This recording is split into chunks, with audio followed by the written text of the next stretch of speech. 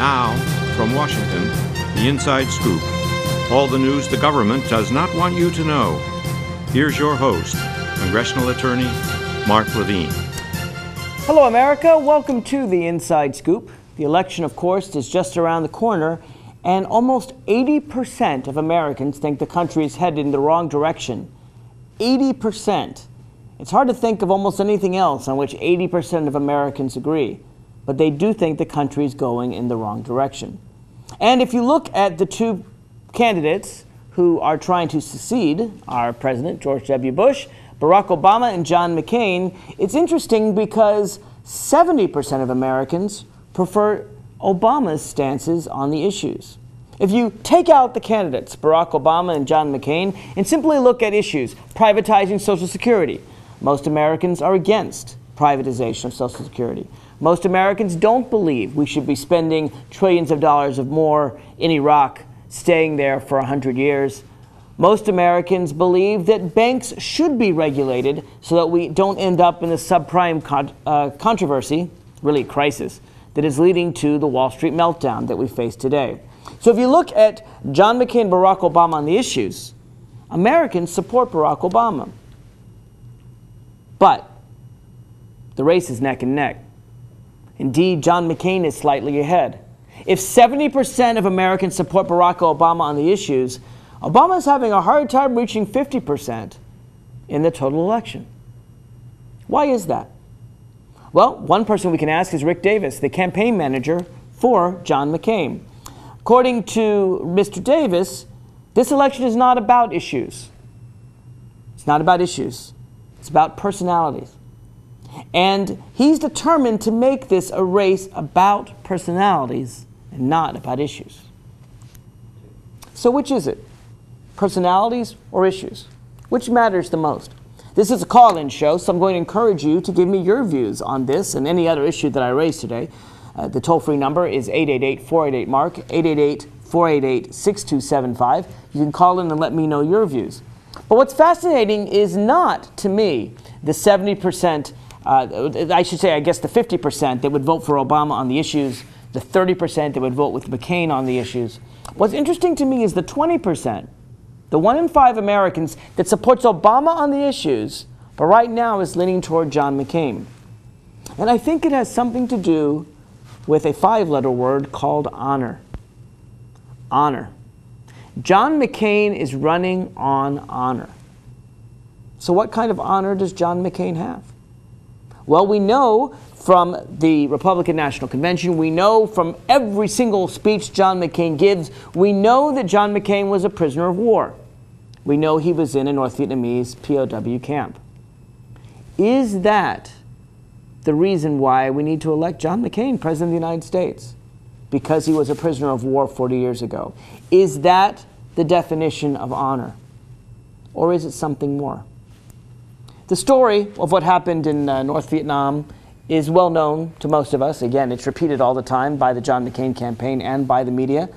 John McCain, prior to serving in the military, was not too good a student. He was well known at the academy, the Naval Academy, to be a cut-up, someone who played around a lot, someone who didn't take school seriously, someone who didn't take life seriously. He was known for carousing, he was known for drinking, he was known for breaking the rules.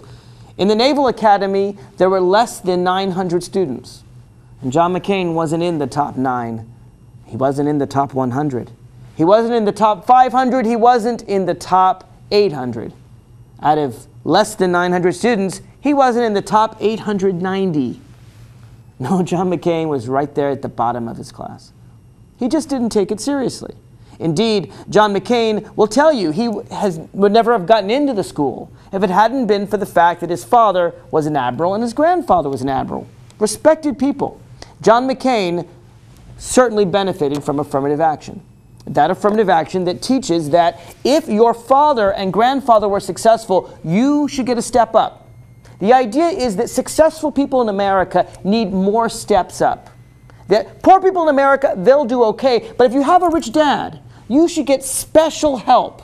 And it's called legacies. We have it in every university. George W. Bush got into Yale because he got the same affirmative action for rich people who are sons of famous people that John McCain got.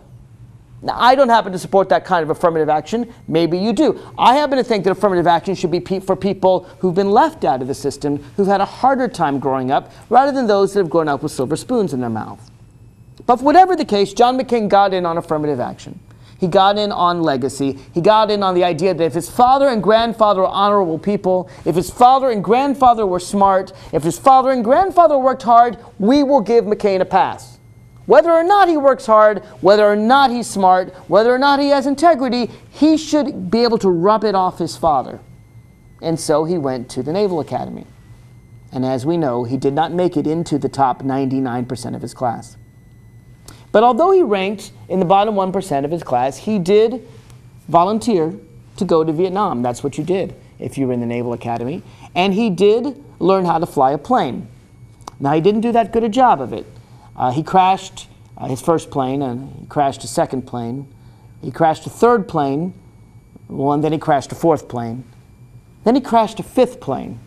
I don't know if there's any other person in Vietnam that managed to crash 5 planes other than John McCain. There may well be. He wasn't a very good pilot. But on his 5th crash, unlike the other 4, he would land in a load of trouble. He would land in a lake, and he would be taken prisoner by North Vietnamese. John McCain then joined a whole slew of other American POWs who were brutally treated by the North Vietnamese for a couple of years. He wasn't the first one there, but he was definitely part of the gang.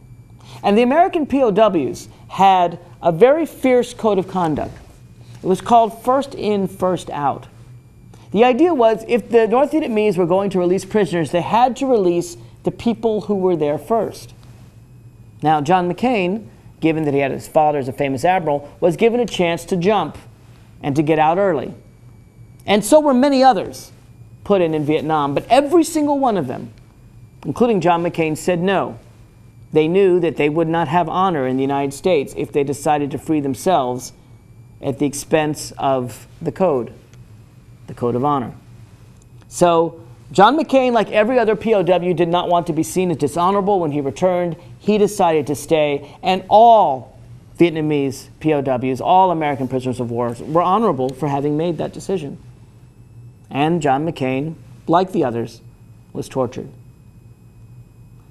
Now that is usually where the story ends.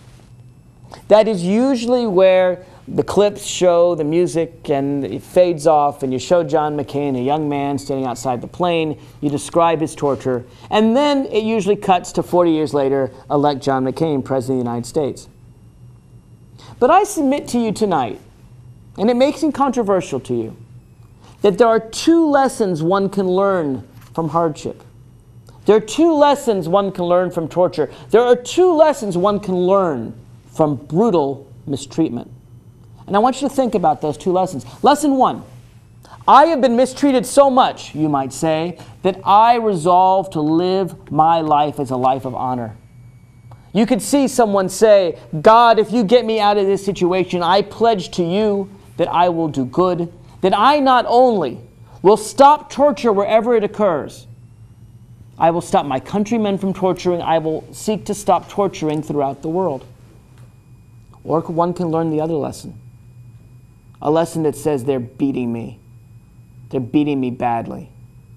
The world is an awful, cruel, unfair place. It's not fair. I didn't choose to go into Vietnam. That was the nation's leaders, just like the war in Iraq is not the fault of our people on the ground. It's the fault of our nation's political leaders. I didn't choose this war. I didn't choose to be tortured. It's horrible. I'm going to fight back. I'm going to show the world. I'm going to torture them before they torture me. Think that's an extreme characterization? Then I want you to think about child abuse. Because people who are abused by their parents also face this dichotomy of choices. There are people who are physically, brutally abused by their parents, who decide, I will never let this happen to my children. I will be an exemplary parent. I not only will treat my children well and with respect, and I won't use physical violence, but I will do my best to stop other awful, disgusting parents from brutally mistreating their children. I will stop abuse throughout the country and the world. I'll do my best. turn lemons into lemonade. But we all know, or we should know, that there is another possibility. The second possibility is well described by psychologists. They will tell you that the majority of child abusers, believe it or not, were abused themselves. There seems to be another way to deal with adversity. When you're beaten down, when you're hurt, when you're destroyed, the idea is, I'm going to get them back. My father abused me, I'll abuse my son. My big brother beat up me, I'll beat up my little brother. They mistreated me, I'll get them back. I'll mistreat the others. Adversity does not always lead to honor. Adversity can lead to honor. It can also lead to a very evil type of revenge. I'll get them back. So which is it? Which is the choice that John McCain made? Did he choose honor, or did he choose revenge? What do you think? 888-488-MARK, 888-488-6275. Mike from Centerville, welcome to the Inside Scoop.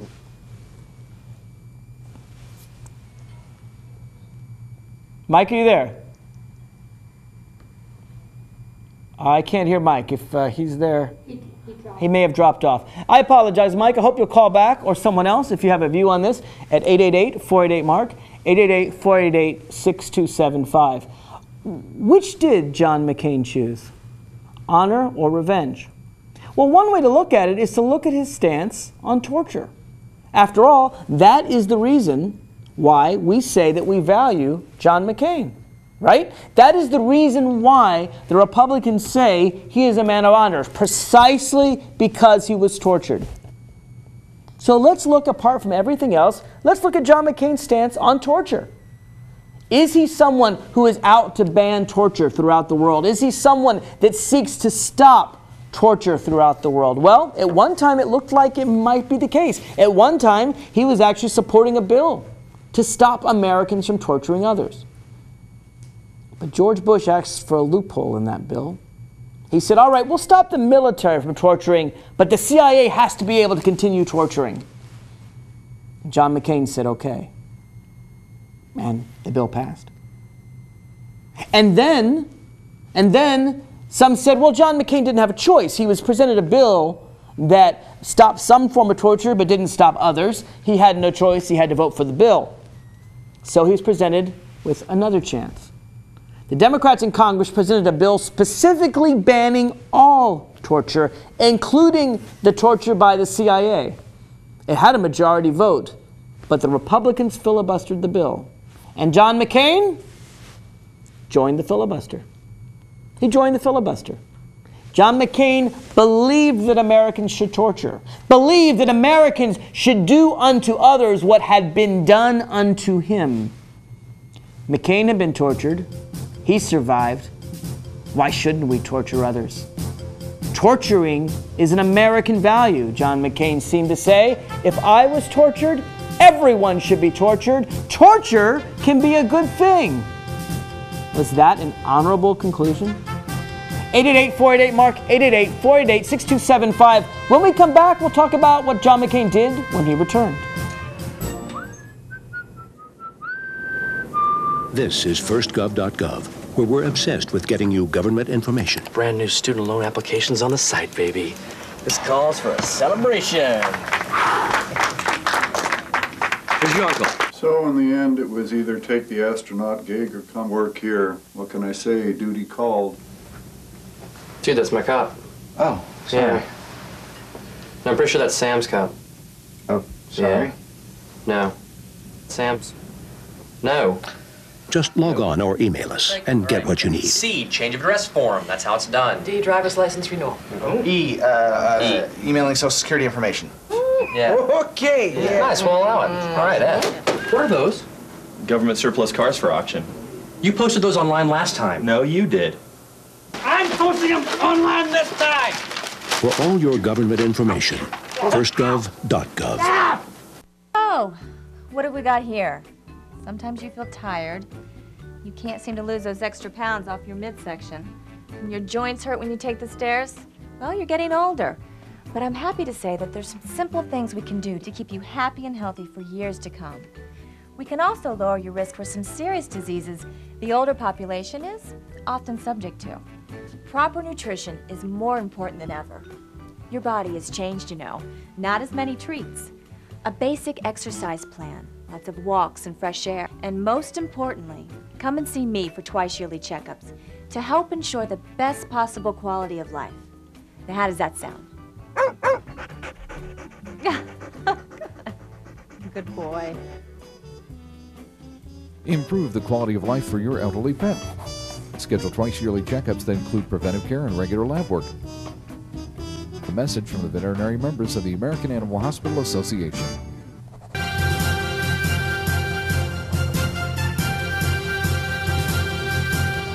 Here again, the Inside Scoop with Mark Levine. Welcome back to the Inside Scoop. We're discussing the honor, or dishonor, of John McCain.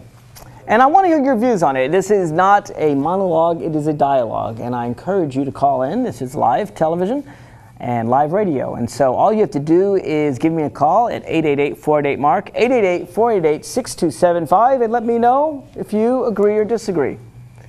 But we're going through the life of John McCain and trying to determine his sense of honor. And we're doing this specifically because John McCain's campaign manager has said this should not be a campaign about the issues. The issues don't matter. We don't care where you stand on the issues. They say that, obviously, because Americans support Barack Obama on the issues. Americans don't believe that our healthcare system works very well. They don't like the idea that HMOs control every aspect of your life. They believe that all Americans should be able to afford healthcare. Most Americans. 70% of Americans. Most Americans think Social Security works and shouldn't be privatized, that it shouldn't be disbanded. Most Americans believe that we shouldn't rely entirely on oil, but should use wind and solar and other resources that stop global warming and also keep us from giving trillions of dollars to oil-rich dictators. So on the issues, Americans are on Obama's side, at least 70% of Americans. But Obama's not quite cracking 50% in the polls. That 20%, that 1 in 5 Americans, supports Obama on the issues, but supports McCain. Why? Is it because of Sarah Palin? We'll talk about her at the end of the hour. Or is it about this idea that John McCain has a sense of honor? Do they know John McCain's biography? Let's go back to torture for just a minute. Not to torture you with torture, but it's a very important point. John McCain, under torture, did something that I think is perfectly understandable. Under torture, he said awful things about the United States of America. Under torture, he signed a statement that America had done all kinds of awful, terrible things that America had done. Now, why would a man like John McCain, who I have no doubt loves his country, totally disrespect his country in such a way? Because he was tortured. And in that respect, it is understandable. I don't know that any of us would be willing to die rather than to sign a paper that everyone knows is a lie. Everyone knows it's a lie. Everyone knew that when POWs, American POWs, were forced to say awful things about their country under torture, we all knew it was a lie. Nobody, and this includes me, nobody judges John McCain for saying awful things about the United States of America while under torture. I don't blame him a bit. But what is the lesson to be learned from this experience? The lesson to be learned, I think, is clear. If someone is being tortured, they're going to lie to stop the torture. John McCain himself did it. No one is really arguing he told the truth when he said awful things about America, right? You don't think John McCain was telling the truth, do you? No, you know John McCain was lying. I know John McCain was lying, and he was lying for a very good reason. He was lying because he wanted the torture to stop. And this is a lesson that doesn't just apply to Americans. I think it applies to humanity. When human beings are tortured, most of the time they lie in order to get it to stop. But it seems to me that there is a policy issue here, outside of the personality. And the policy issue is, should the United States torture others? Now, John McCain knows more than I, more than every eminent psychologist in the book. He knows at a gut level that people who are being tortured lie. He knows it because he did it. So if we torture others and we get lies, is it a good policy? What is the purpose of torturing others anyway? George Bush will tell you it's because we have to use it to fight the terrorists. But how are we going to fight the terrorists with a bunch of lies? Doesn't make sense. If you're being tortured, you tell your torturer whatever he wants to hear. Whatever he wants to hear. I'd say he or she, but I don't think there are many women that are doing this. McCain did, and the people that we've taken prisoner did too.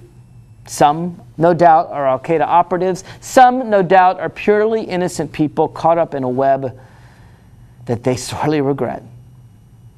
If John McCain was honorable, if he was true to his own experience, if he thought about his experience and recognized and learned from years, 2 years of being tortured, 5 years in solitary, if he'd learned from that experience, wouldn't he know that torture is the wrong strategy?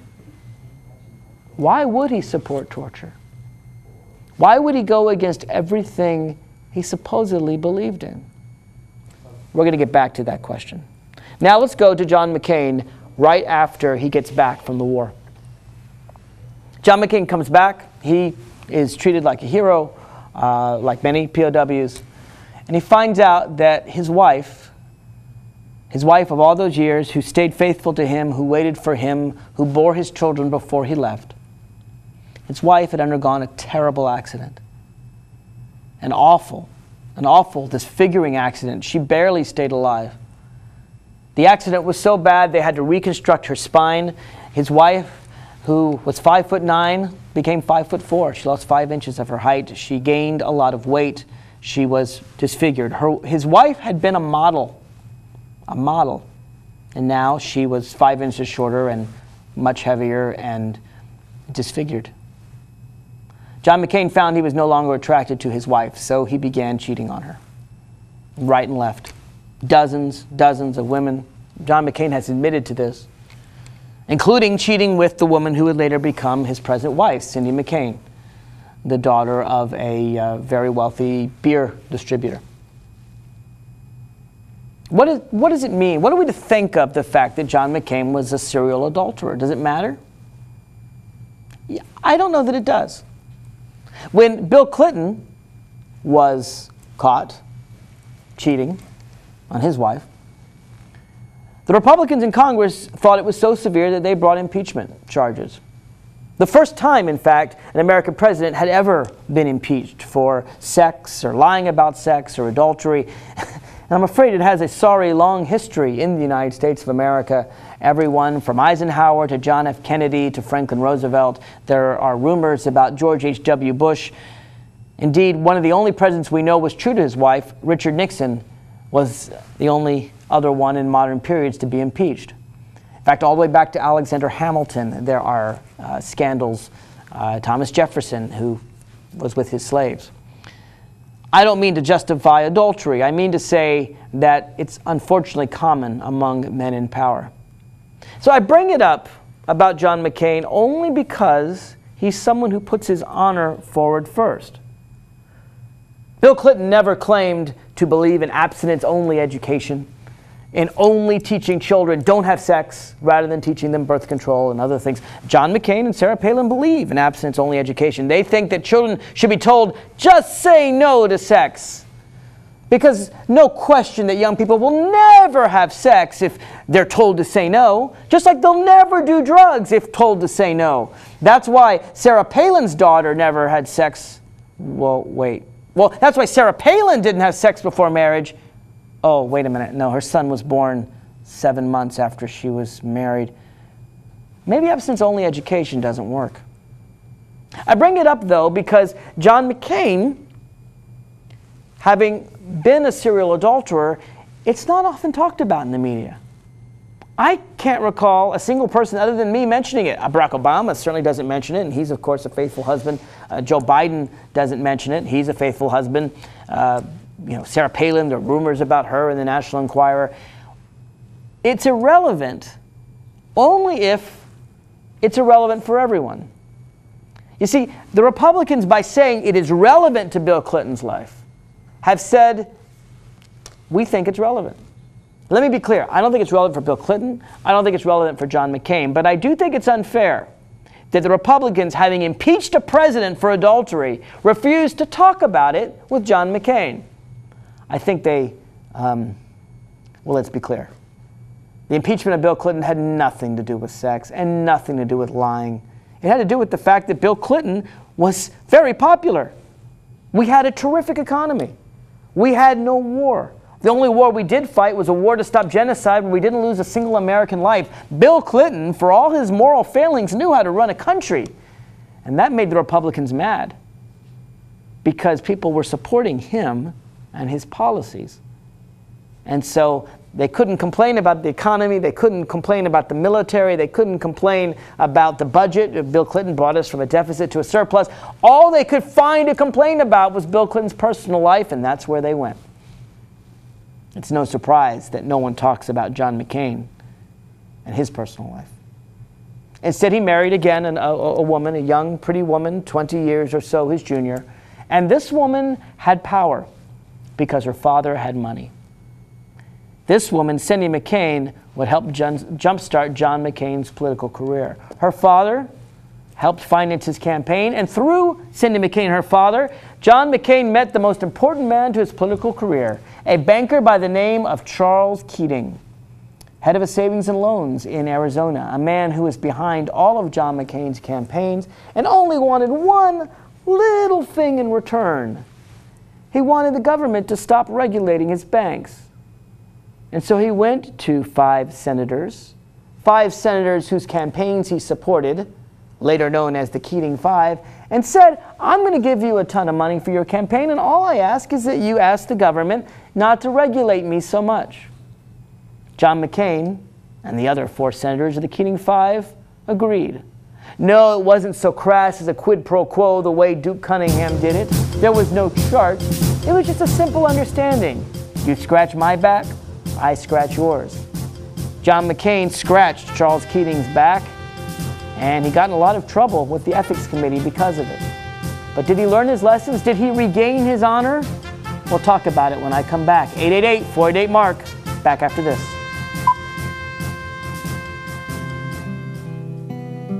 Too many women get hit by their boyfriends and husbands. Too many women are pressured into having unprotected sex. Half of the people in the world living with AIDS are women. It doesn't have to be this way. Together, we can change this reality. Let's strive for a world free of violence.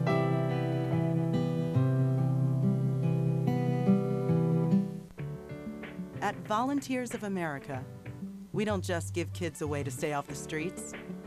We give them the tools they need to reach their full potential. We don't just help the elderly receive needed care. We help them live life to the fullest. We don't just provide food for homeless individuals and families. We provide job training and placement so they can buy groceries. Volunteers of America is a national organization that for over 100 years has provided programs and services that allow people to overcome their challenges to become vital members of their community. At Volunteers of America, we don't just help people, we help people help themselves. Find out how you can support the programs that are working in your community. Contact Volunteers of America today. Call 1-800-899-0089. Drivers face all kinds of distractions. Guys, stop playing, no? 127 consecutive. Before your wireless phone becomes one of them, stop. Drive safely. Keep your phone in easy reach and dial sensibly. In bad weather or traffic, call later and use a hands-free device. Remember, with wireless, safety is your call.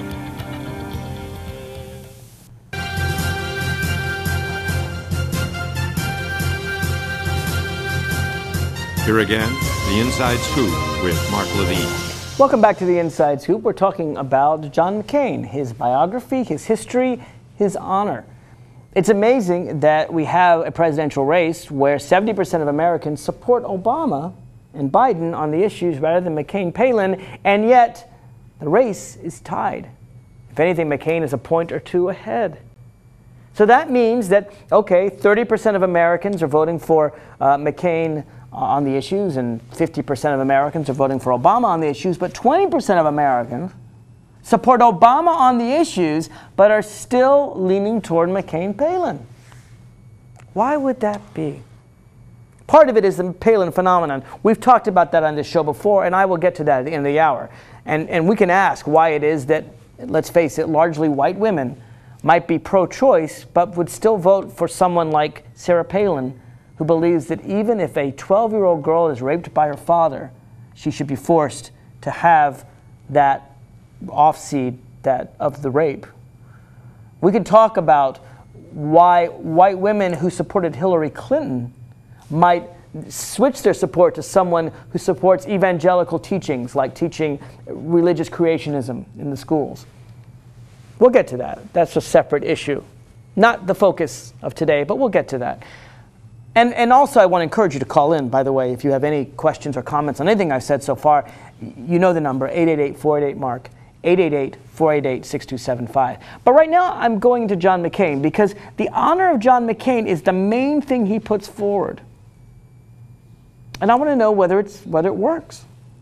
John Kerry tried the same thing 4 years ago. He said, I am a veteran.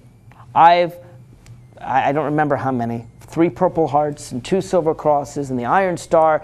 It's hard to find a more bemedaled person. Probably John Kerry had won more medals than any American running for president since General Dwight D. Eisenhower. But the Republicans mocked his medals. I remember in the 2004 convention, there were actually Republicans who had a Band-Aid on their cheek with a Purple Heart on it, as if to say, John Kerry, you were shot at. You were almost killed. That's just the same as a Band-Aid. You don't hear those mockings now. Republicans mock veterans for their service. Democrats don't. You don't see Democrats mocking McCain being tortured. I have not mocked his being tortured. Oh, I made a little fun at the fact that he crashed 5 planes. But he and other Americans were tortured. I don't defend it. Indeed, I'd like to stop torture worldwide.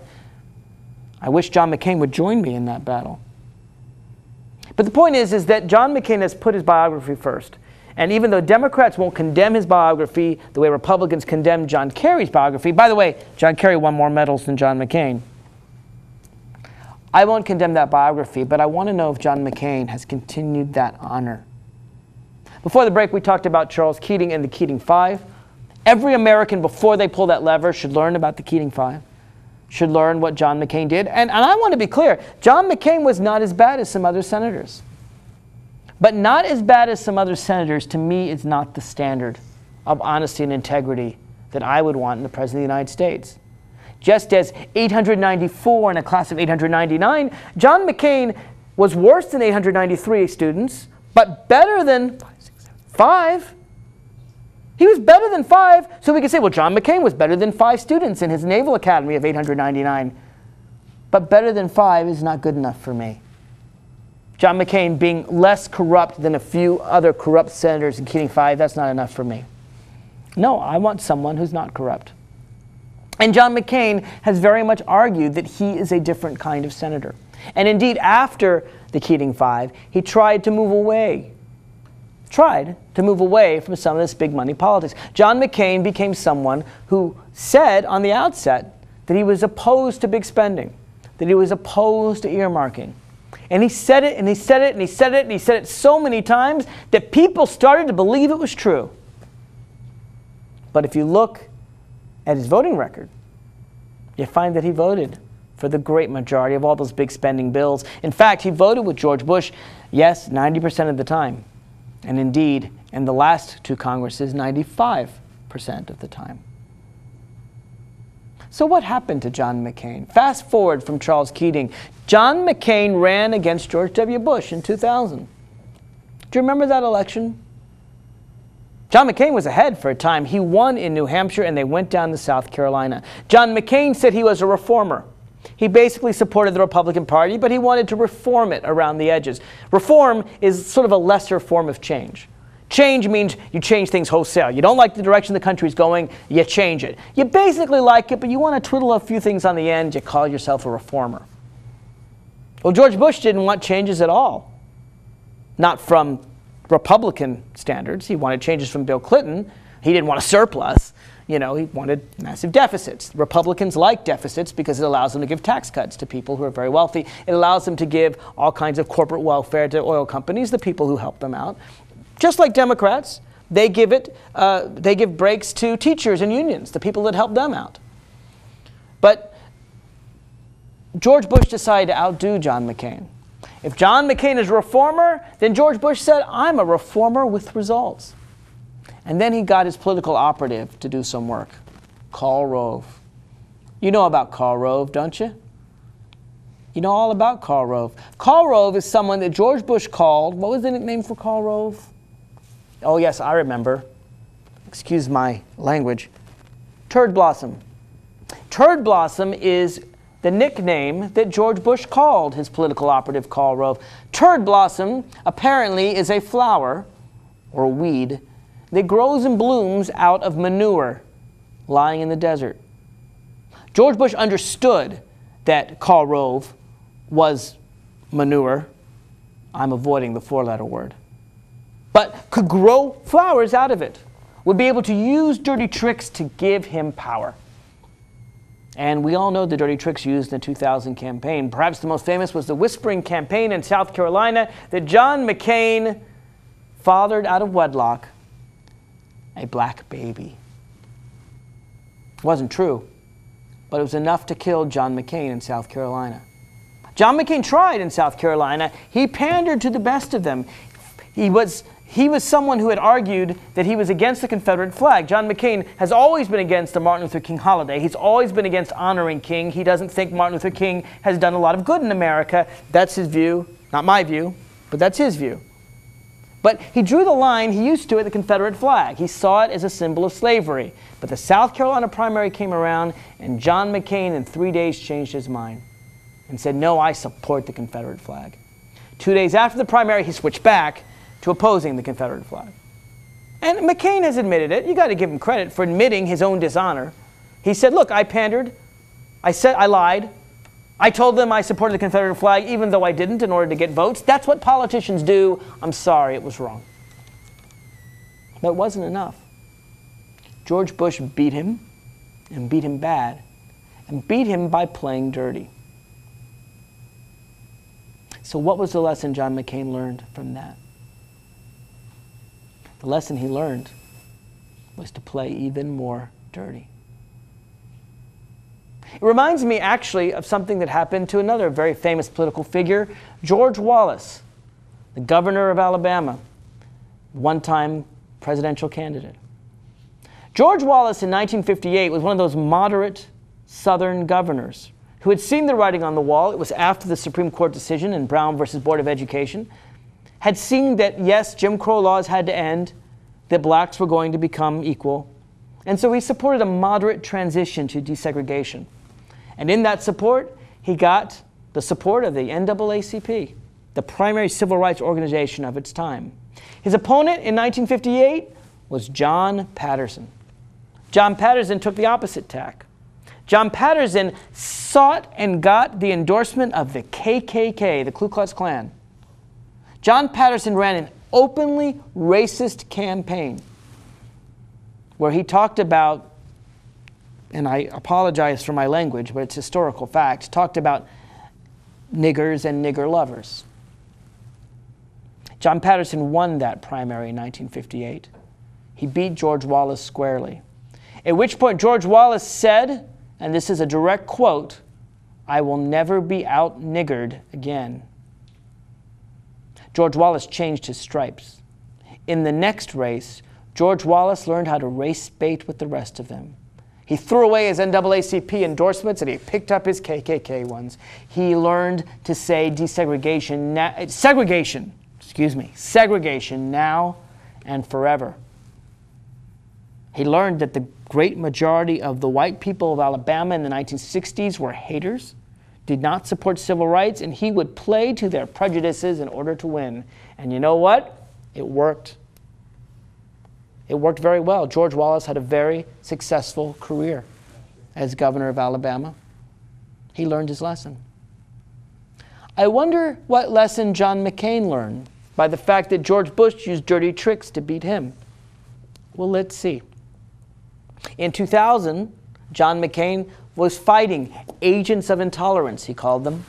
Agents of intolerance, by which he meant very clearly Jerry Falwell, Pat Robertson, the whole evangelical crew, all of them that were saying that hurricanes were wiping out people because God doesn't like gays or pagans or feminists. He said that he didn't want a theocracy. He believed in the separation of church and state.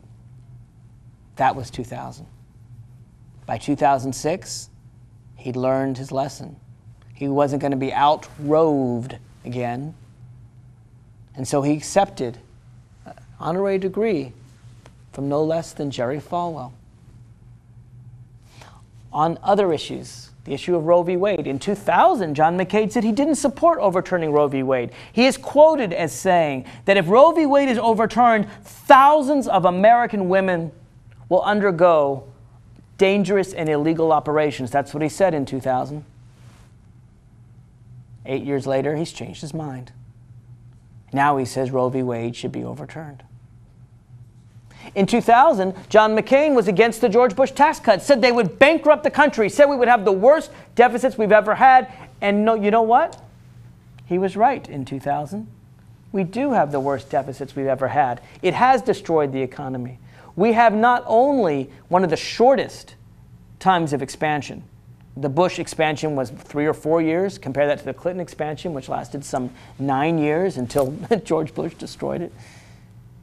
It's not just that, but inequality. Under Bill Clinton, the rich got richer, the middle class got richer, and the poor got richer.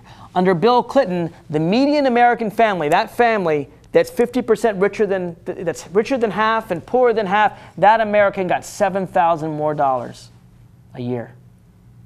Under George Bush, that middle American has lost $2,000. John McCain was right in 2000, but he knew he couldn't be out-roved again. He knew Republicans support lower taxes for the wealthy, even when they destroy the economy. He knew Republicans support deregulation of banks and savings and loans, even when they destroy the economy. When Charles Keating was deregulated, the savings and loans crisis cost American taxpayers trillions of dollars. Today, the deregulation of banks and the subprime mortgage crisis, the exact same thing happening again, has cost Americans hundreds of billions more. Probably it will be trillions as we bail out Fannie Mae and Freddie Mac and Bear Stearns and Merrill Lynch and all the rest of them. But John McCain has switched his position. John McCain has given up his honor. John McCain has determined that he will not be out-roved again.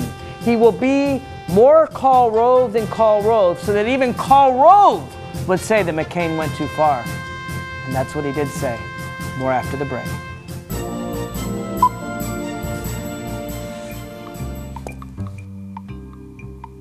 Around the world, 1 out of every 3 women will be beaten or otherwise abused in their lifetime, often by a family member or loved one. A future free from violence. It's all she's ever wished for.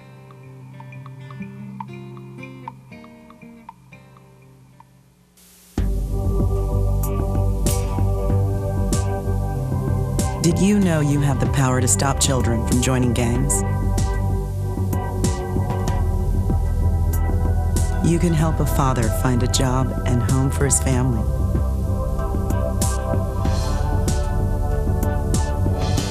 You can assist a woman who can't afford the medicine she needs to live and the home she can't live without. You can choose to make a difference in our community. Support Volunteers of America, and you can help improve the lives of nearly 2 million Americans each year with programs and services that help individuals and families overcome their challenges to become as independent as possible. Support the programs that are working in our community. Contact Volunteers of America today. Call 1-800-899-0089. For some folks, saving for the future is easy, but for you, it might take a little more effort. Saving for your future is your responsibility, and there's a lot to save for.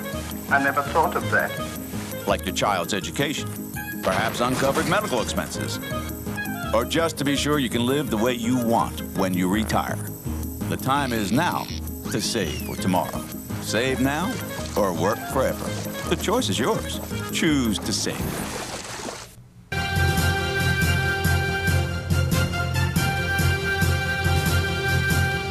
Here again, The Inside Scoop with Mark Levine. Welcome back to The Inside Scoop. The title of tonight's show is The Honor or Dishonor of John McCain. We're going through his biography. We're going through his life choices. We're trying to determine how honorable this man is. After all, most Americans support Obama on the issues. Why isn't Obama winning in a landslide? Because most Americans think that John McCain's an honorable man. Many Americans, when asked that question, go back to what he did as prisoner of war. But my question for you is a little more detailed. Prior to being a prisoner of war, and even more importantly, subsequently, has John McCain acted honorably? Let me know what you think. 888-488-MARK, 888-488-6275. This is live. This is your chance to comment. In fact, it's your last chance, so call in now. Yes, John McCain decided to ape the tactics of Karl Rove. Everyone should be familiar with Karl Rove. Karl Rove, along with Vice President Dick Cheney, are the two most powerful men in the world. They are the ones who tell George Bush what to do, how to think, and in this most political of White Houses, make most of the decisions. Everything from the treason of outing a CIA agent to lying about that fact to the American public. But even Karl Rove has had his limit. John McCain recently complained about Barack Obama's using the phrase lipstick on a pig. And he complained about the phrase to take people's minds off the issues. You see, having chosen Sarah Palin for entirely cynical reasons, in the belief that women were too stupid to look at the issues and would only support a woman because she's a woman, that actually believing that Hillary Clinton supporters were such idiots that they wouldn't recognize Hillary Clinton's position on the issues and would support a woman who had 180-degree different views, John McCain thought these women were idiots. And let's face it, according to the polls, some 10% of them are. Some 10% of them are so stupid that they can't tell the difference between Hillary Clinton and Sarah Palin, as Saturday Night Live made so funny last weekend. But when he made this cynical choice, he decided to claim that any attacks on Sarah Palin are sexism. So if people complained about the fact that she hired her friends who were incompetent or fired people who dared to disobey her, that was called sexism. Troopergate, that very classic corruption case in Alaska, was called sexism. The idea that she had these very sharp evangelical views and thought that the war in Iraq was God's will, that was considered sexism. Every single attack on her was considered sexist. Now, when Hillary Clinton underwent attacks that were sexist, including awful things like Chris Matthews saying that she's only there because her husband cheated, things like that, Republicans said, don't cry about sexism, just do the job. Sarah Palin herself, in March of this year, before she was vice presidential candidate, said women who are attacked politically should respond politically and shouldn't whine about sexism. But what is the McCain campaign doing? Barack Obama recently was making the point that John McCain doesn't want change. He doesn't want change. He wants more of the same. He supports 90% of the Bush agenda. You'd be a fool if you think John McCain wants change. Indeed, the few things where he was a maverick, he has now switched to support George Bush's views. That's not change. That's more of the same. Barack Obama and Joe Biden say that you can take a pig and you can put lipstick on it, but that doesn't change the fact that it's a pig. It's an old expression. It's one that Obama's used before. It's one that John McCain himself has used several times before, including when talking about Hillary Clinton. No one at any time before last week suggested that John McCain or Barack Obama were using the expression lipstick on a pig to have anything to do with women. Indeed, Sarah Palin herself called herself a pit bull with lipstick. But John McCain then ran an ad calling Obama sexist for using the expression that John McCain himself used, lipstick on a pig. Spent a whole day or two of the news cycle avoiding issues, avoiding Hurricane Ike and the people suffering there, only to talk about lipstick on a pig. That Karl Rove thought was too far. Even Karl Rove said that was dirty politics too far. Just as George Wallace out-niggered John Patterson, it appears that John McCain has out-roved Karl Rove. 888-488-MARK, 888-488-6275. George from Fairfax, welcome to the show. It was very informative what you covered this evening. Thank you. I'd just like to add something. There is a book, I believe it's called Free Ride, that explains why the media gave McCain such a free ride. And that seems to be continuing. I noticed in ongoing coverage, anytime there's a photograph of McCain next to someone, it's taken from such an angle that it doesn't show how short he really is. But I have a question for you, though. I'm wondering if you're going to do a show that covers something like this, the Coyer and Diebold voting machines, because I think that's going to be a bigger focus in this upcoming election. They saw what they did in 2000, and I think the guy who ran Diebold said at a Republican event, I hope you appreciate what we've done for you in this election, and I hope we can do more for you in the next one. Yes, he certainly did say that, and he was the head of the campaign in Ohio. George, I have done shows on this, and I will do more. In fact, I recommend you to go to my site, radioinsidescoop.com. You'll see a show, if I remember the date correctly, I think it was August 23rd. I may be off by a day or two. But I have done shows and will continue to do shows on election machines. And on election machines, I should just say, there's good news and there's bad news. It's not all bad news. Some people only look at the bad news. The bad news is there are still states that do not have paper records. There are still states that can be controlled by cheating by electric ballots, electric machines. Diebold has changed its name as a company, but it remains the same. That's the bad news. But the good news is that's only a few states. The good news is that actually most states today do have paper records. We are better off than we were in 2006. We're better off than we were in 2004. We're better off than we were in 2000. And in Ohio, the state that you mentioned, George, we have done better with a Democratic Secretary of State. She has been amazing in making sure that people have the right to vote. Here in Virginia, we have a governor who is very determined that people have the right to vote. And Ohio and Virginia are swing states. So is Colorado, very important swing state. I predict, and you heard it here first, that the winner of Colorado will win this election. Forget the other 49 states. I predict it. You heard it here first.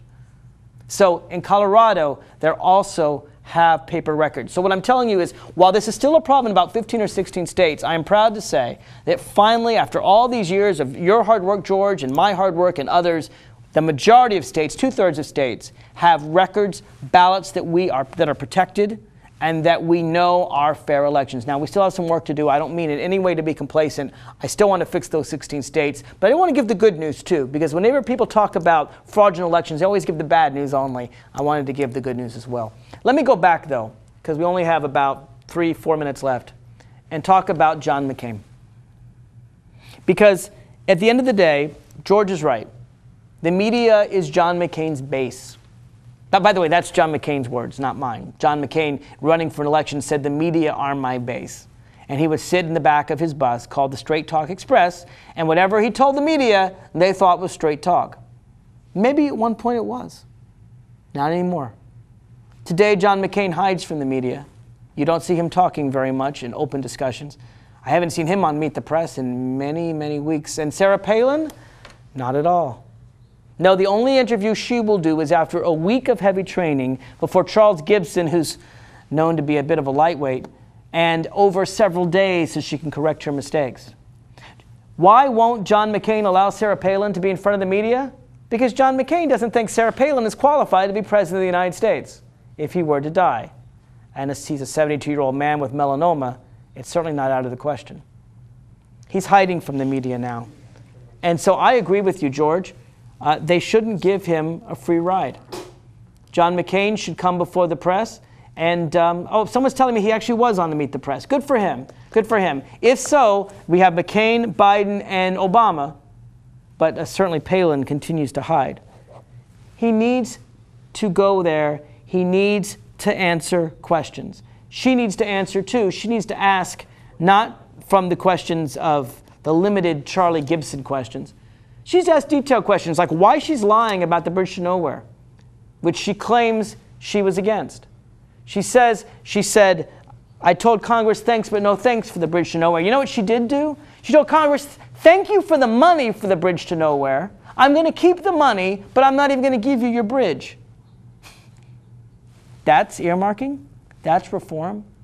At the end of the day, if you support the direction this country is going, if you're one of those 20% that believes the economy is doing swimmingly, that the war in Iraq is going well, that you love budget deficits, and you think that mortgages are doing great, if you think the country's going well, you'll want to vote for John McCain and Sarah Palin, just like you love George Bush and Dick Cheney.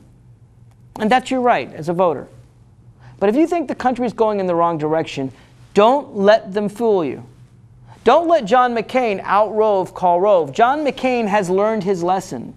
He's learned that when you tell the truth to American voters, they vote you down. But when you lie and you tell them lies they want to hear, they often vote you in. That's the lesson he learned from Karl Rove. Is it the right lesson? You will decide. Virginia will be a very important race. If Obama wins Virginia, I think he will win the presidency. But at the end of the day, listen to what the candidates actually say about their own plans. For example, Barack Obama would cut taxes for 95% of Americans. John McCain lies and says he'll raise your taxes. Who do you believe? Ask yourself whether you should believe a man who's flip-flopped in every important position he once held. Ask yourself whether you should believe a man who is tortured so badly that he wants to torture others. Ask yourself if you would believe a man who chose an unqualified person to be president just so he could cynically win the woman's vote. Ask yourself if John McCain truly has any honor anymore. And let me know what you think. RadioInsideScoop.com. This is Mark Levine, signing off.